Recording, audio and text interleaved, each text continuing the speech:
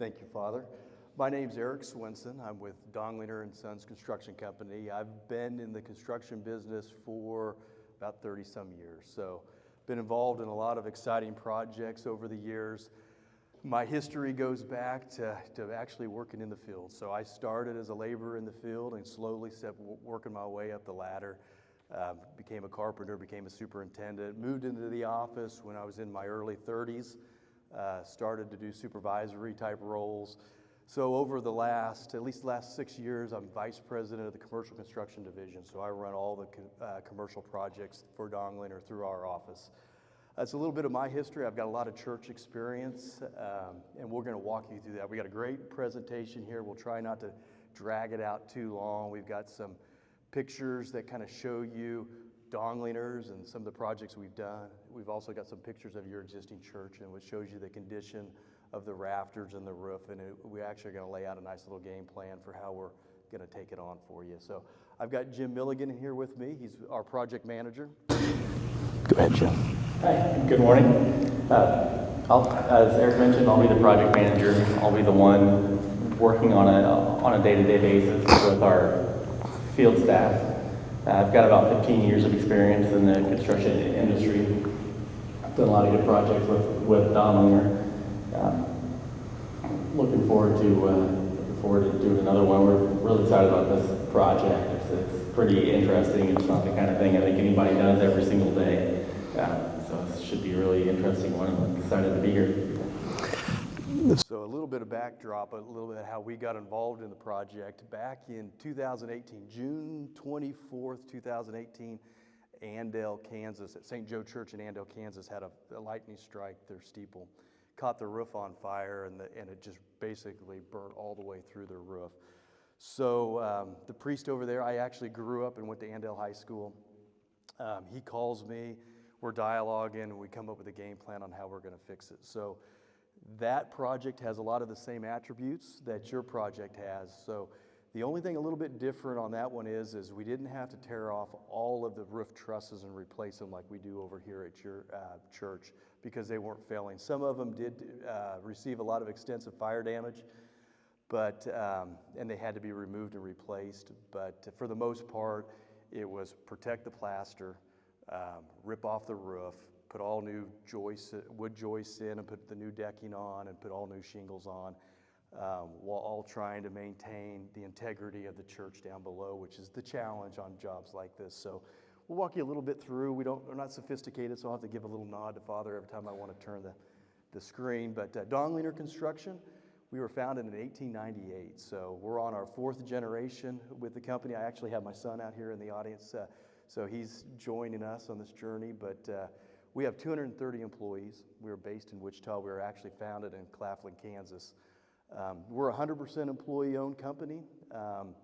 The 3rd generation has basically sold it to the 4th generation and all of our employees, so great benefit for all of us.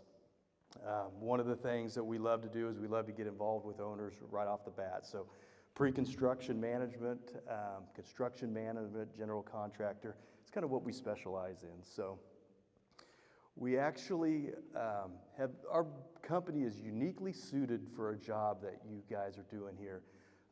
We're made up of 6 different divisions that give us a lot of strength for projects like this. So I'm the vice president of the commercial building division. My counterparts run our heavy highway, so we do a lot of heavy highway work up around Wichita, all of Kellogg. If you've been through Wichita over the last 15 years, we've done all that work. We're actually working on the interchange up at I-135 North and 235, doing that big interchange job over there. That's a 3-year job. So heavy highway, civil, underground utilities. We do a lot of underground wastewater treatment plants, that type of work. We have our own crane division that has the largest crane we have is about a 230-ton crane. We will have some of our cranes down here on your job taking the roof off of it.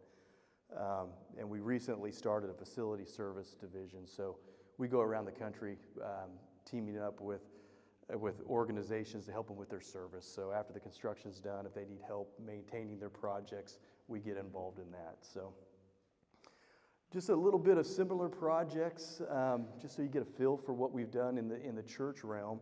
But we just finished up this past summer with St. Rose of Lima Church.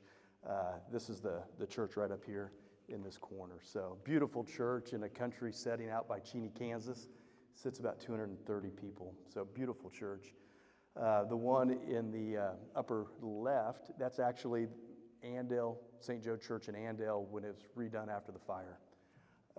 We were also involved in another damaged project from fire, and that was St. Joe Oast out by Mount Vernon. But a couple other churches we've done, Holy Spirit, St. James Catholic Church and St. George, Greek Orthodox Church in Wichita. That's just beautiful, big dome church, a beautiful church.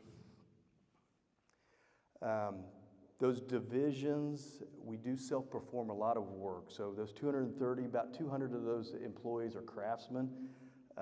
And that's what really makes us uniquely suited for a job like this. So our self-performing capacities, we do our own rough carpentry, hardware, underground utilities. We place our own concrete. About 6 years ago, we started doing our own steel erection. And you'll see our steel erectors out here on your roof, putting the new roof trusses on. Demolition, dewatering, earthwork, you can kind of see. But self-performing all this work gives us that large workforce of skilled craftsmen that allow us to do these really fun, complicated projects like you're getting ready to embark on. Next slide. We want to do a little bit of a project overview. Jim and I will just kind of bounce the mic back and forth, but we're going to look at what we want to do is got a series of pictures. So what we want to do is for you guys that can't get up there into the church, into the attic and see the damage, we want to be able to show you kind of what's happening up there. So you'll see the existing damage. We're going to show kind of a little bit of a game plan on how we're going to, what the new design looks like. We're not 100% complete with the design. I'm going to say we're probably about 80% done. Right now we're in the stage of budgeting out the project. Last week we came down with a large lift and we walked a bunch of subcontractors through the project and showed them. We're expecting to get bids back from them next week. We'll assemble all those bids together and submit an overall cost of what this project's going to cost to Father sometime probably the week after next. And then we'll kind of show you the repairs that have to go happen and then the timeline it's going to take us to do it in. So here we go. You want to take some of them or? Yeah, sure. So this is a picture inside from the side of the church, and this one of the next few we wanted to show you some of the existing damage to the plaster ceiling. Here, kind of the top left, you can see where the ceiling's starting to crack. Go to the next slide. Here you can see some water damage where the plaster's starting to fail there. And then here's when it's actually completely failed and started to fall apart from the ceiling above. So as part of our work, this will be one of the last phases. We'll come through and repair the plastic ceiling anywhere there's issues on it. So what's really challenging about your job here is you've got this beautiful arch church with all this painting, decorative painting on it. And all that stuff is tied back to the existing trusses. So we've got to find a way to support that roof. And so the game plan is if you picture this at the beginning of the church, we're going to come in and we're going to build a layer of scaffolding all the way across the church. You got a basement down there too. So we're going to take these loads from the plaster. We're going to transfer them down through the scaffolding. We're going to transfer it through the first floor down to the basement of that church. We got to get all those loads down to the very furthest point in the basement. We've got to hold this up here because we got to cut all those support members that are tied back to the trusses and to be able to take them off.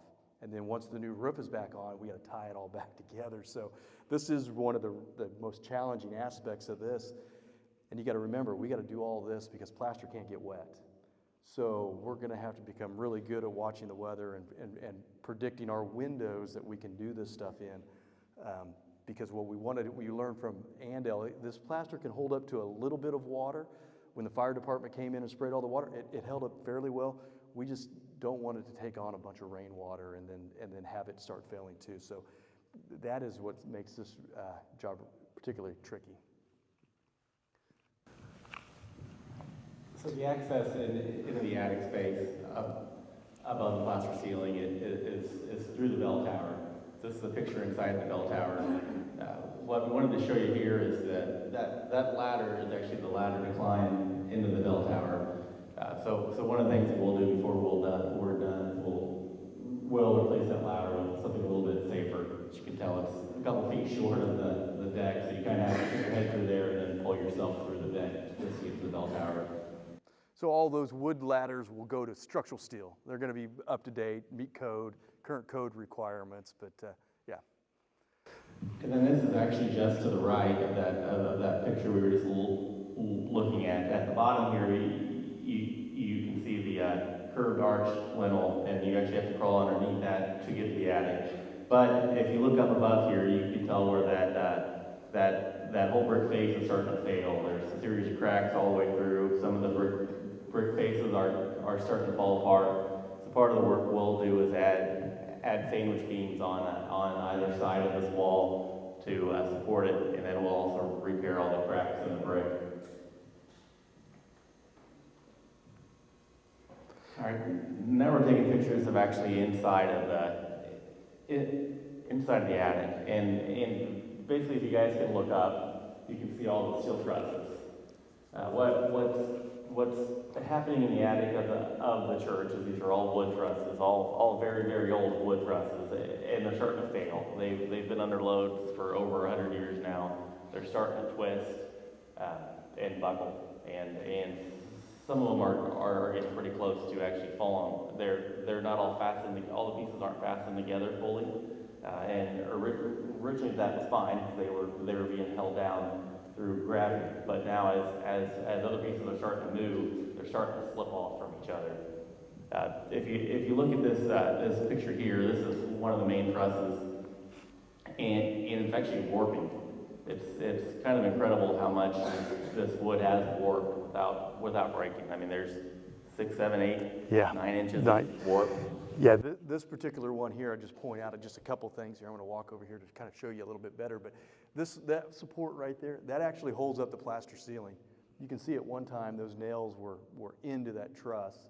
It's rolled so much that it's actually broken loose of the plaster ceiling. These loads come down, and that framing right there, that's the plaster ceiling that's down below. So these tie rods are at the bottom of this truss cord, and you can see that thing's rolled so much. There's actually about 2 foot, this should be dead center, but up to the top, it's 2 foot out of plane so far. So it could go at any time, that particular truss there. There's 2 of them up there that are extremely bad, and we'll show you. This is the second one off the bell tower, on the north side of the bell tower. When you get up to the transepts, there's another one you'll see in a little bit later picture that's really rolled bad, and you can see how much it's slid over from the existing valley. But it's rolled so much that sometime over the years they've actually put some 2x lumber between the purlin that holds the roof joist. That's that top little member you see coming across the screen. They've actually had to shim that up 3.5 inches because there must have been a dip in the roof at one point in time. And speaking of dips in the roof and shimming, this picture shows a good view of how they have over time had to shim. If you look at this purlin here, you can see there's a shim under each one that they've had to come back and add at some point in the past to try to put the load back where it's supposed to be.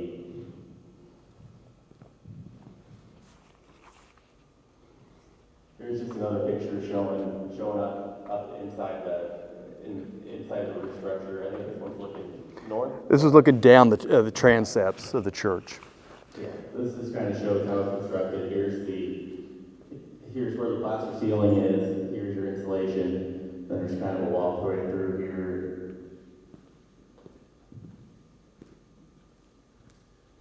Speaking of walkways, here's the walkway to get through the attic from truss to truss. There's no handrails. It's kind of just a thin, maybe a foot wide path.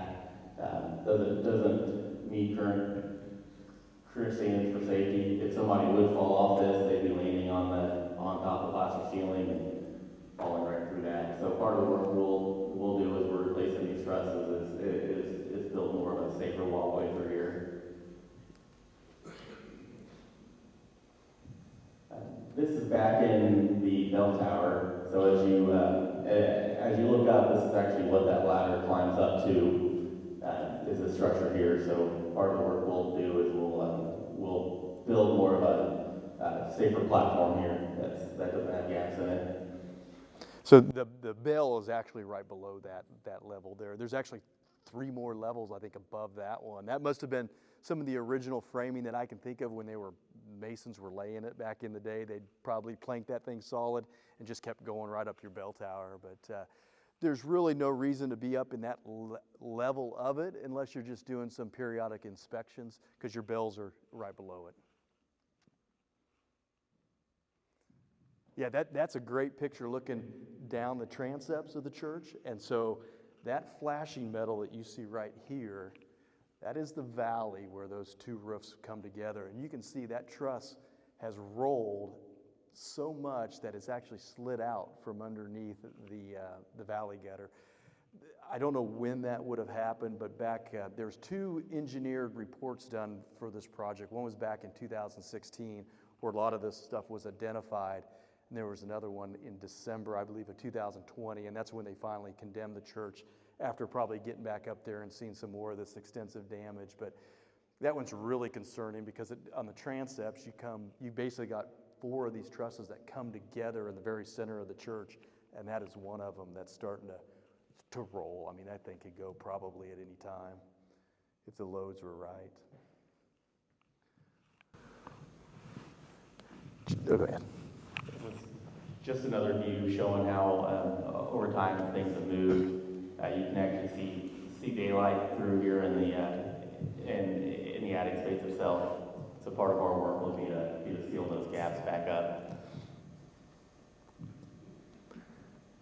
Here's just another view of how members are starting to move. These pieces should be sitting on top of each other, on top of the one at the bottom. Instead, as things started to roll and move, it's almost quickly slid off. Yeah, so the 3 beam sandwich ones, this is the top of the truss right here, coming through here. That is those purlins that come horizontally and should be sitting onto this truss. There's a joist every 24 inches that sit on top of that purlin right here. So you can see your whole roof load for one bay, most of the bays there are 16 foot on center, is not even being carried by anything at this point in time. So we're going to a few pictures here going through around the perimeter. Yeah. So as we remove the roof and we replace the trusses, the outside here at the top, the eave hanging over, will replace all that as well. If you walk around and look up, you can start seeing cracks in it and where pieces have started to separate. So as we go through, we'll replace all of this with new materials. So the original engineers back in 2016 did a study on how true and plumb the walls were, and they found out that from that corner to the inside corner at the transepts, there's 3 inches of bow in that masonry wall. So part of what we're going to be doing is trying to pull those walls back to plumb when we set the new trusses on top of it. So what that will involve is we'll actually drill a hole through the outside of the building. We'll drop a vertical beam down with cables on both sides, and we'll just start tightening those cables up, trying to pull that building back vertical because it's starting to spring out a little bit. We think that's probably that plaster ceiling. The weight of that plaster starting to relax. If you're used to seeing domed plaster ceiling, they put a lot more arch on it. St. Pat's is built really flat. We think that's starting to spring down a little bit, causing that additional force on the exterior of the wall, starting to spring it out. So part of the work that'll happen. Here's showing a view of the roof. That's actually the cross right there. You can see where the existing roof is starting to fail. You can get some water in here. Also at the base of the cross, it's starting to fail as well, letting water into the building. So part of what we'll do is fix all that and make sure everything's sealed up.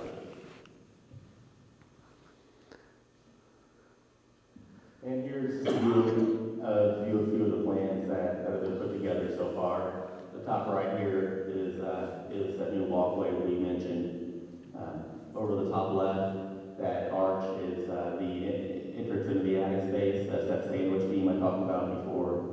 Um, Here's probably the best picture. It's just an overview of the trusses. There's 1, 2, 3, 4, 5, 6, 7, 8. 8 trusses will eventually be replaced, probably one at a time.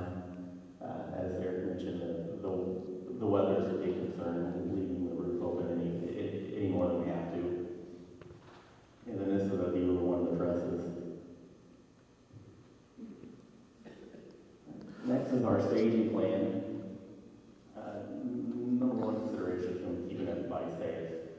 We'll put up a fence that'll block off our construction area, so there's no concern of anybody wandering into a spot where they couldn't be.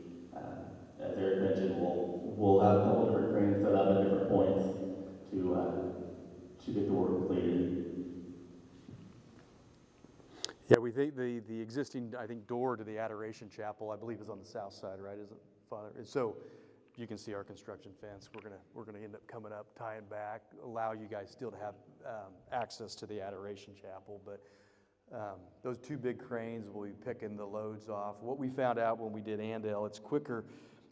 The big challenge we have for us is timing. I mean, we're gonna have to look at the window and the forecast, and if we see a time when we have 6 or 7 days where it looks like it's great weather, we got to go. So what we'll end up doing is cutting that roof up in large sections and using the cranes to just pick them and pull them off as quickly as we can.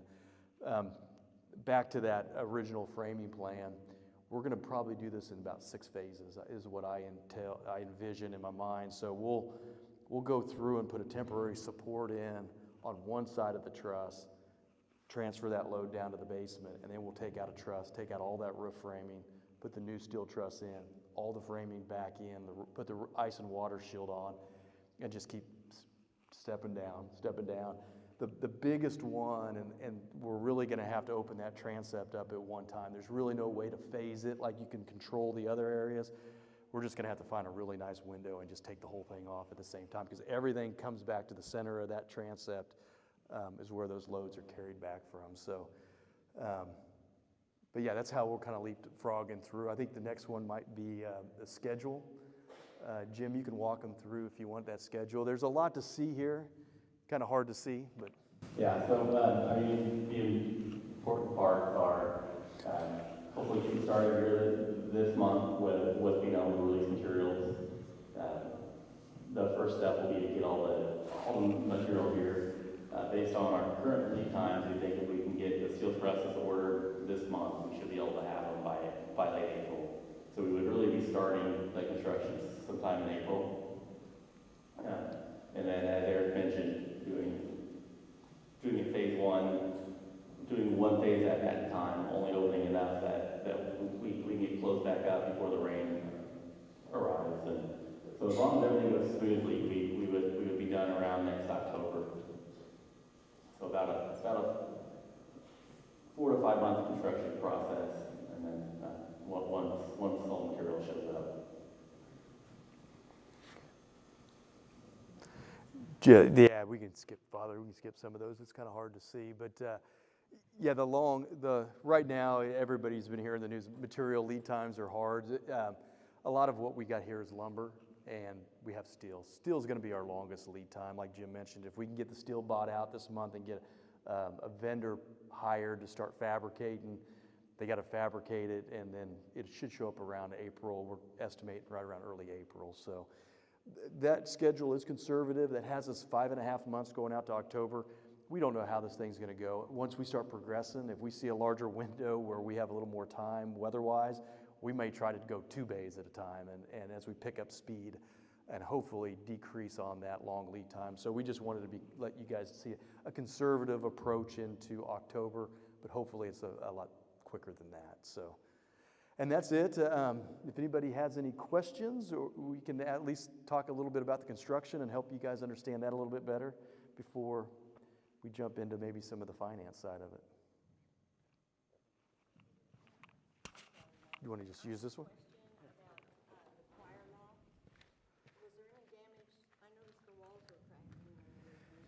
Yeah, there is some crack. I think, what was it, 2008, I think, Father, when they came in and maybe did some of the replaster painting work, and maybe some of you guys, there is, above some of the stained glass windows, I'm seeing a lot of damage there. I'm seeing some cracks in the plaster. Is that because some of the trusses are settling and some of that plaster's coming down? Is it a little bit of water damage? Some of it seems to be, to me, to be a little more water damage related, more so around some of the arched windows. I think the crack you're talking about is definitely a structural crack. One thing we don't know, when we transfer the load from the existing trusses down to our scaffold, what's that going to do to the plaster ceiling? I fully anticipate we're going to see some additional cracking in there, and we're going to allow some money in our budgets to repair that and repaint the inside of the church and repair that plaster. So, it would affect. As that wall comes out, that plaster is really rigid, and so it's going to crack. So as those walls start springing out, it's going to crack. As we pull the walls back in, we're probably going to see some additional cracks as well that we're going to have to repair. So, yes, yeah. No. I think the floor of the balcony is fine. We'll look at that, but yeah, I think the floor is fine. Yeah. Jim, you can just walk around, and if anybody's else got questions, but.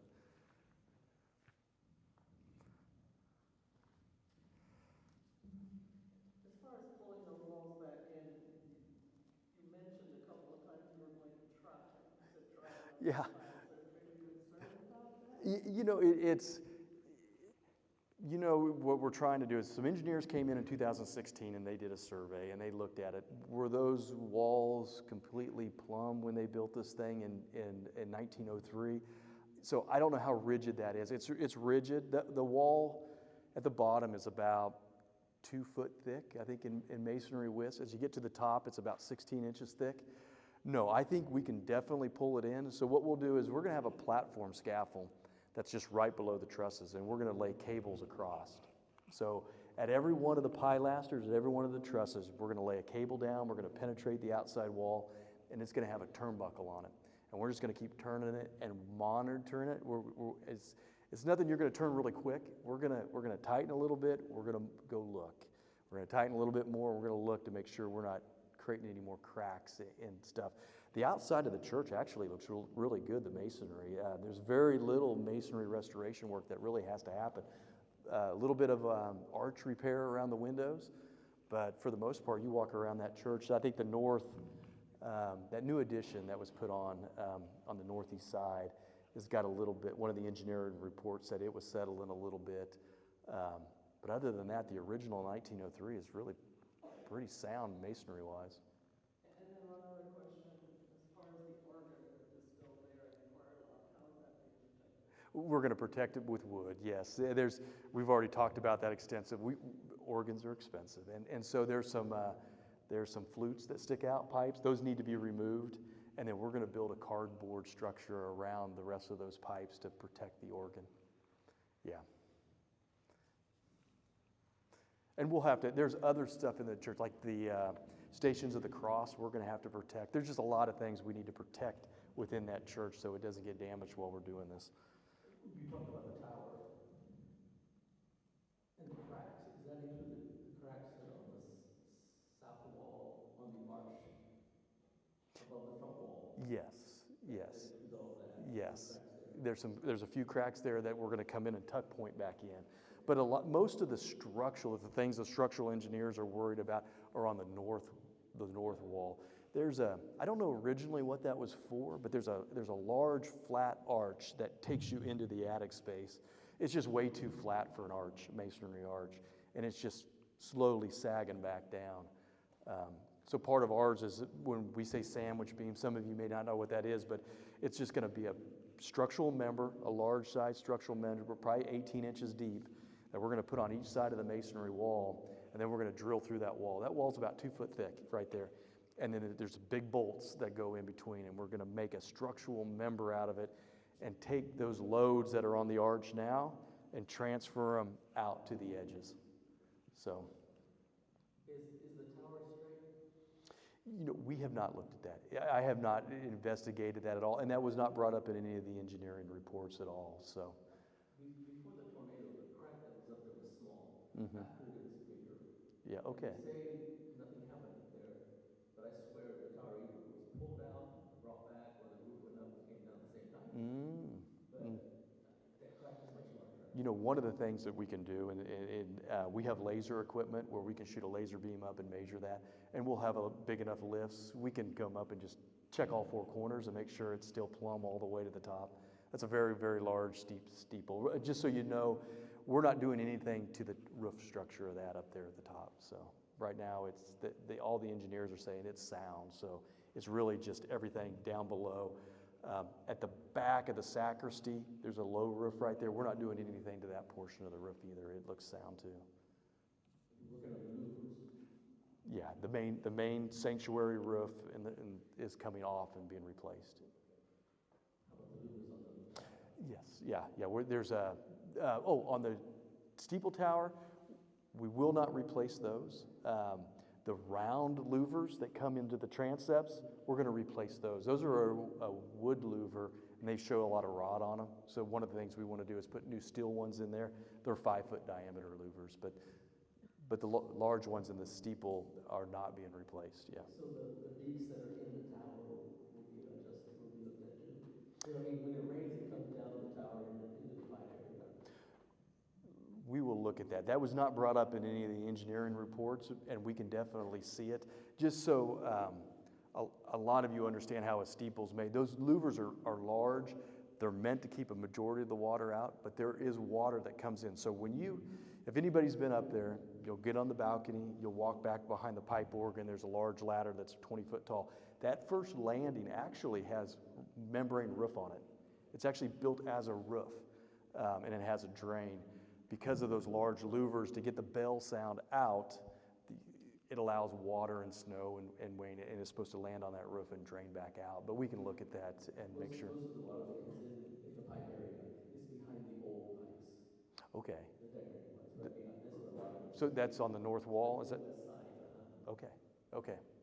We'll monitor that when we're down here more time and see if there's something we can do there. If it's coming in through the louvers, maybe that roof membrane that's on that first level just needs to be replaced. Thank you. Any other questions?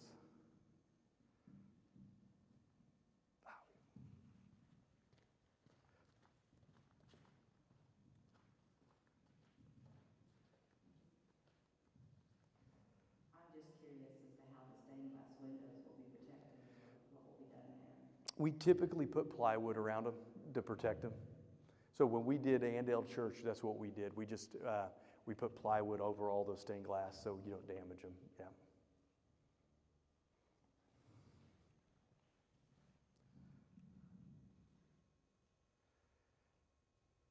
I think that's it. Get on to the second part of the presentation. Well, thank you very much. We're excited to be here. It's a very challenging job, but it fits us well. So we've done it before. We're 100% confident we have a great plan.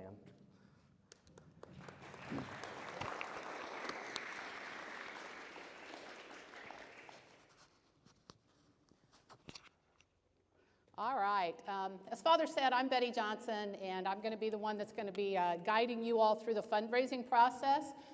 And I truly believe I have the funner part of the job than these two guys do. I'd much rather be doing the fundraising and having the fun with that than doing what they're doing, especially when I saw those little spaces and those weird little ladders and those weird little planks that you walk on. Fundraising is where I'm going to stay for sure and certain. So do want to say thank you guys to everybody that participated in the feasibility study. However you did that, it was important, and your input has been utilized already, and we will continue to utilize that input as we go forward through the capital campaign process. So I want to talk just a little bit about the results, and then I also want to talk about kind of a little bit about rolling into that campaign so you kind of have an idea of where we're headed on the funding side, okay? So we do a feasibility study for a variety of reasons.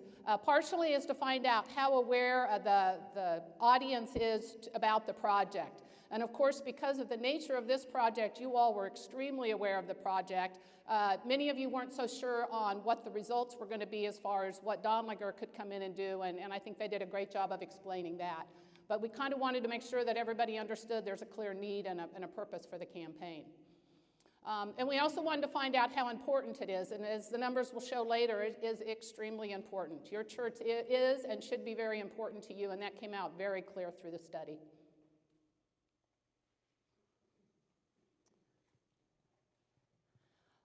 We also wanted to find out the strengths of the parish, and we also wanted to find out any concerns that you all had. That helps us as we start talking about messaging. It helps us find out kind of what we need to do, what we should do, and it also helps your parish leadership as they make decisions on programming and activities and the future. So the information that we gathered through this process wasn't just for the campaign. You'll be seeing some of that come back to you later once you're back in your church and some of your future programming is brought back as you go forward. Go ahead. We also wanted to find out who was willing and who should be, could be, might be potential leadership for the campaign. And we have been working on the campaign committee, and we'll announce that here today as well. And the other big thing we were trying to figure out as we put this whole roadmap together for the capital campaign was what kind of financial support is out there.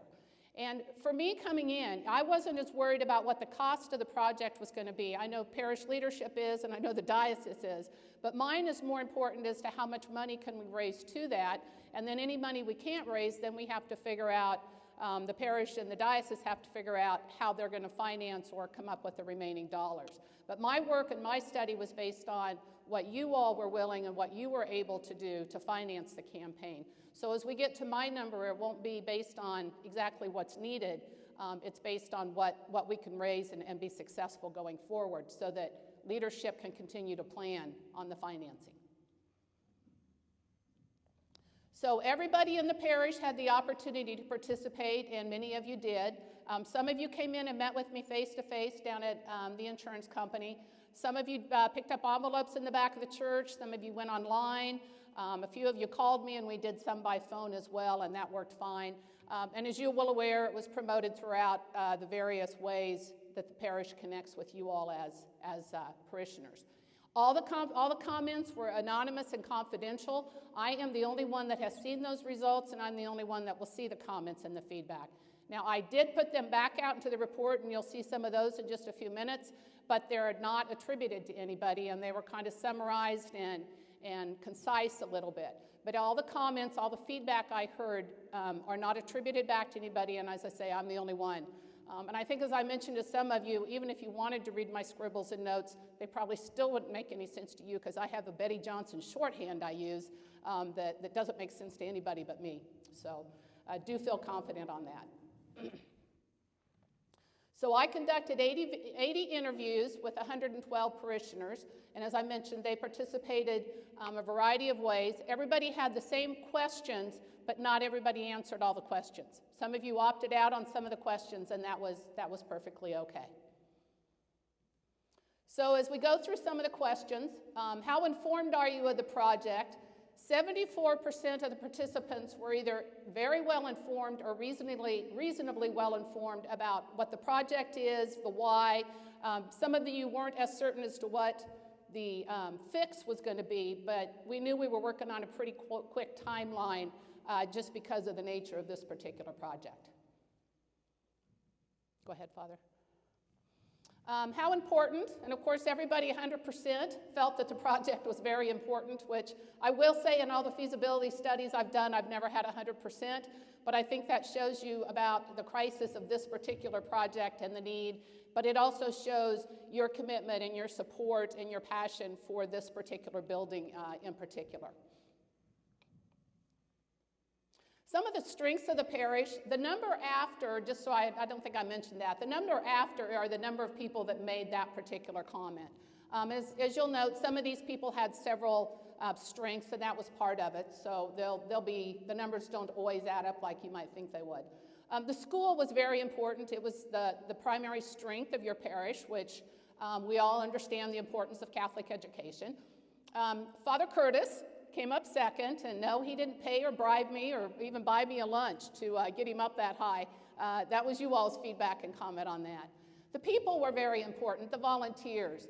As you kind of look through some of that, you'll see some threads through there. It's all about your parish community, your family community within your parish. It's all about the activities and the parts of the Catholic Church that keeps us all close to it.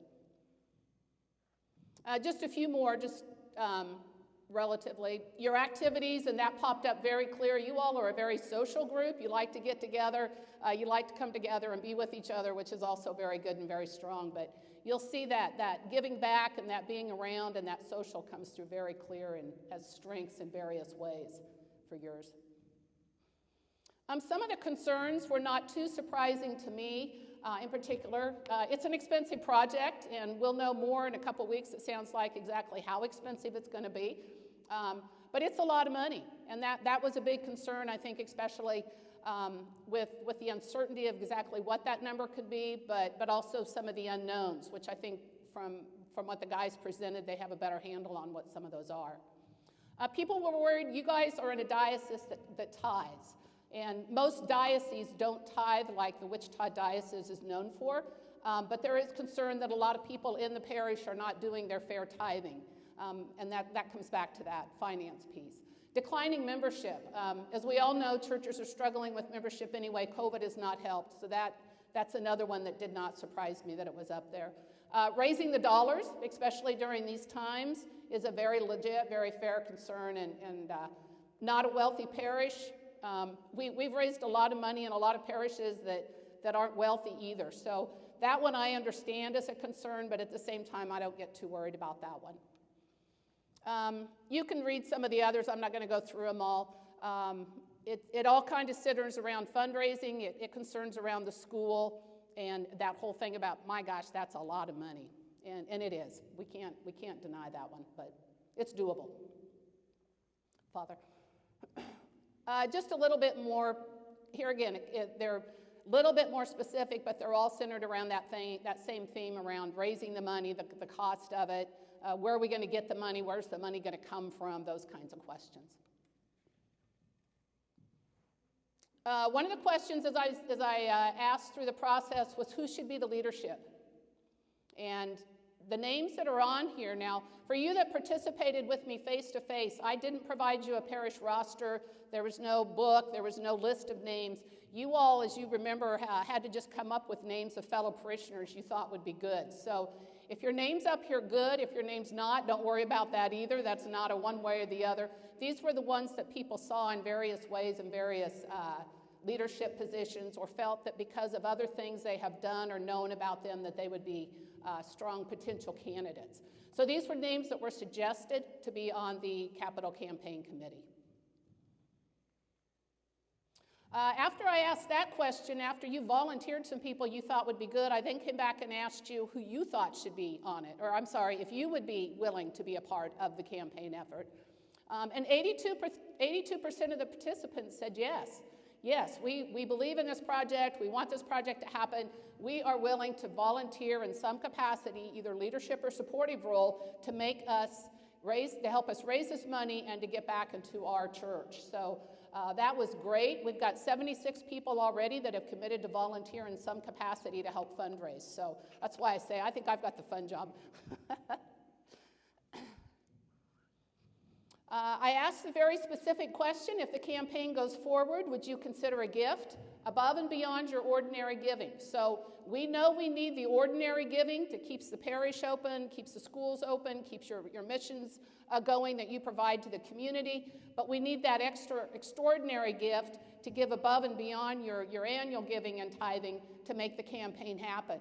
And 99% of the people said yes, they would, or they would at least consider making a gift to the campaign when asked. And here again, that's an extremely high number.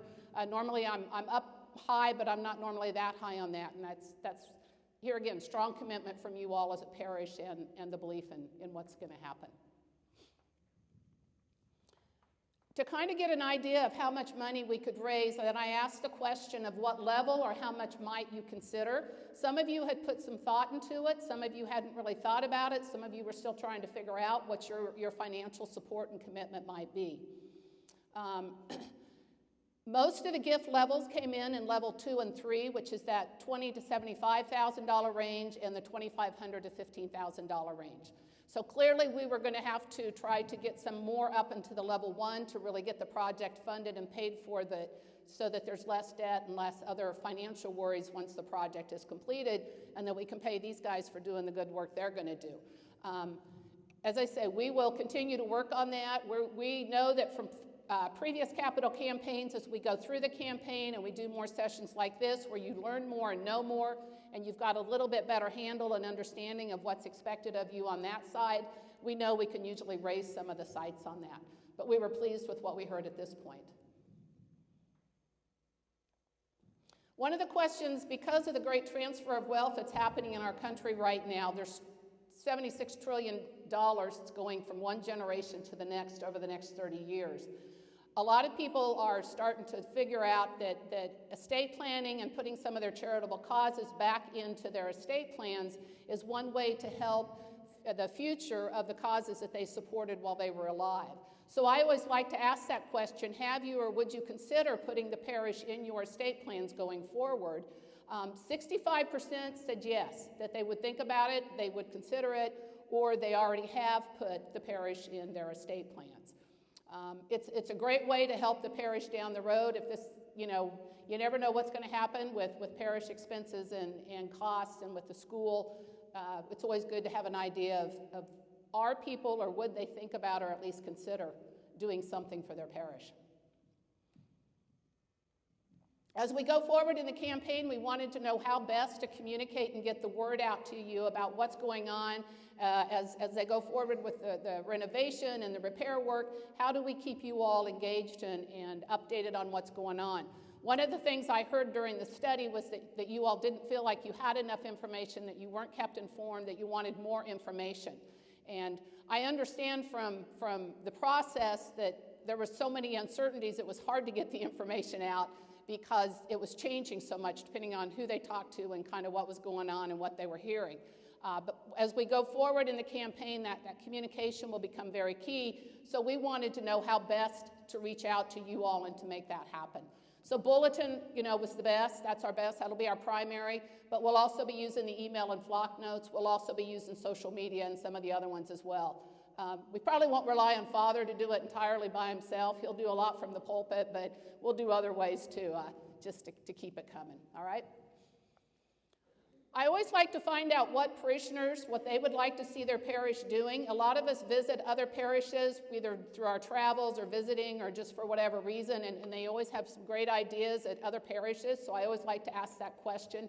Here again, it helps the parish leadership, kind of gives them some ideas for future planning and future programming. But the big thing everybody wants, and it's coming back to that social and that wanting to be with your parish family and your parish community is really, as I look at this, it's bring parishioners back to church. Let's get people coming back. Let's not have them staying at home on the couch streaming. We all know this isn't the best environment for church, but it's still church, and it still is your all's place to be for a while. But what can we do to bring people back? They want enhanced music, bring back Bible studies, social activities, make people feel more welcome and wanting to come back, perpetual adoration. Biscuits and gravy, I do think those must be pretty phenomenal, just from what I hear. I'm kind of anxious to come down and try those myself, to be honest.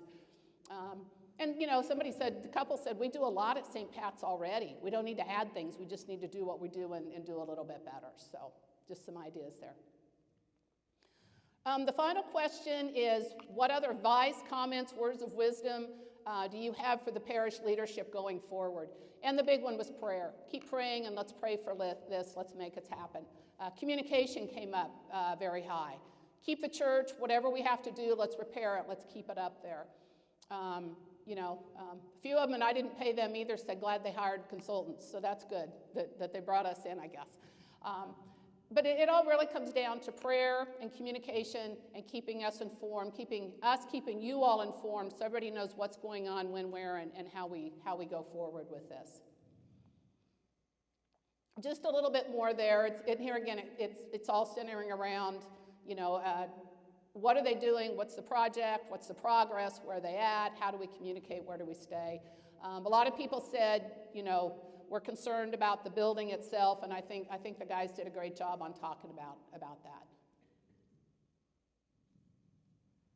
So just a real quick summary, 74% were very well informed or informed. 100% of the parish that participated felt it was very important. The big concerns were cost, funding, debt, communications, and declining membership. And those are things we can keep aware of as we go forward. And I know the leadership has been doing that these last 18 months, but we'll continue to monitor that. Effect on the school was an important one. They want to make sure that the school is not damaged or harmed or financially hurt in any way as we go forward with the campaign and with the project, and that is part of our campaign message as well. Strengths of the parish were school, father, basically the people, and the strong faith, the strong Catholic beliefs that we have here. We have 76 people that I can start talking to and recruiting and getting job assignments out for them, so that's exciting. We have 99% of the participants said that they would consider or have or will consider. And that future of your parish was 65% saying that they're interested in learning more about state planning and making that planned gift in their estate is very exciting for the future of St. Patrick's. So from my results and from my professional experience, I believe we can raise through the capital campaign at a minimum 1.75 mil upwards to 2.25 mil. And that will be a pledge payout over a 3-year. We found 3 years to be the ideal pledge to have pledges paid out. A lot of people will make a one-time gift. Some will, may make do theirs over 2 years, but we found 3 to be that sweet point there. My recommendations and my firm's recommendations going forward were to go forward with the capital campaign. We know we've got the support, we know we've got the interest, we've got the passion. We may or may not be able to raise all of the money for it, but we can get a big chunk of it down and out of the way. With a lot of prayer and with a lot of participation and a lot of communication, we hope we can do better than my suggested amounts, and that's what we'll be striving for, is to make mine be low, and hopefully we can go over the top amount. But I feel comfortable we can at least get there. We'll recruit a strong campaign committee, and Father's been working on that, so we will announce the campaign committee today. And we encourage, and we'll have a capital campaign prayer. Father, I thought your opening prayer today had some pieces to it that will make a great capital campaign, so I'm glad we have that on tape. We can go back and catch some of that. But we will have a lot of prayer. We'll have a campaign prayer that we'll be using throughout the campaign, so that we can all come back together and not meet here in the future, but you guys will be over across the parking lot here soon, hopefully. Go ahead. There we go. Next steps, so the campaign feasibility report was presented to your leadership.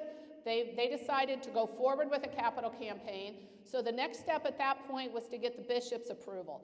And part of the campaign process and this whole process has been many trips back and forth to Wichita getting the bishop's approval on different steps as they go, and the construction renovation process, I'm sure, does the same thing all the way through their process as well. So Father said we do have the bishop's approval, so we can go forward. We have the campaign committee. They'll continue to work on the project. The capital campaign and the renovation reconstruction will be going on at the same time, so we're not going to be losing any ground on that one. Here again, that's not normally done, but because of the nature of this particular project, we're going to be doing both of them simultaneously out of need. We will continue with communication and education and involving you all so that you all can be a part of the fundraising process. Whether you volunteered or not, you'll have more opportunities to do that. And as I mentioned, we'll continue to pray for the parish, the campaign, and the renovation project going forward. Any questions from anybody on the capital campaign or the process? We hope to be in full campaign mode here very quickly. We'll be calling a meeting for the capital campaign, and we hope to know where we're at as far as the fundraising fairly well completed by Memorial Day weekend. So we're going to be running a pretty tight timeline, but we hope to be able to have the money raised and committed with your pledges by Memorial Day weekend, and then the pledges can roll in those 2 to 3 years after that point in time. Okay?